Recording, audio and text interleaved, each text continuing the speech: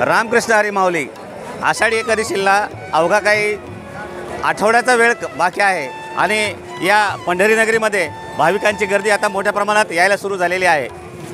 गेल्या 2 दिवसापासून या मंदिर परिसरामध्ये भाविकांची मोठ्या प्रमाणात रश होत आहे. आजच्या घडीला 12 ते 24 तासाचा वेळ हे दर्शनासाठी लागत आहे आणि आपण पाहू शकता या ठिकाणी किती मोठ्या प्रमाणामध्ये भाविक हे पंढरीच्या पांडुरंगाच्या दर्शनासाठी येत आहेत. आपल्यासोबत परभणी जिल्ह्यातील काही भाविक आहेत. आपण त्यांच्याशी थोडासा संवाद साधूया. रामकृष्ण हरी माऊली. कुठून आलात तुम्ही? पूर्णा म्हणजे परभणी जिल्हा. हां. कसं काय वाटतं तुम्हाला? दर्शनासाठी आलात, पण आषाढीला अजून भरपूर वेळ बाकी आहे आणि तुम्ही असं अगोदर कशामुळे आलात? नंतर दर्शन होत नाही. रामकृष्ण हरी. आपण कुठून आलात माऊली? लातूर. मग आता आषाढीला तर 8 दिवस टाईम आहे.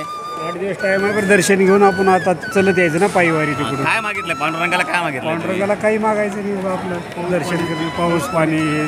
तुम्ही काय मागितलं माऊली? शेतकऱ्यासाठी सुखी समाधान, पाऊस वेळेवर पडावं, शेतकरी समाधान हो, हीच पांडुरंगाला विनंती माझी. येणाऱ्या प्रत्येक वारकऱ्याची ही पांडुरंगाच्या चरणी अशी विनंती आहे की माझ्या शेतकरी बांधवाला, माझ्या बळीराजाला योग्य शेती पिकासाठी पाऊस पडला पाहिजे, त्याला योग्य प्रमाणामध्ये पीक आलं पाहिजे.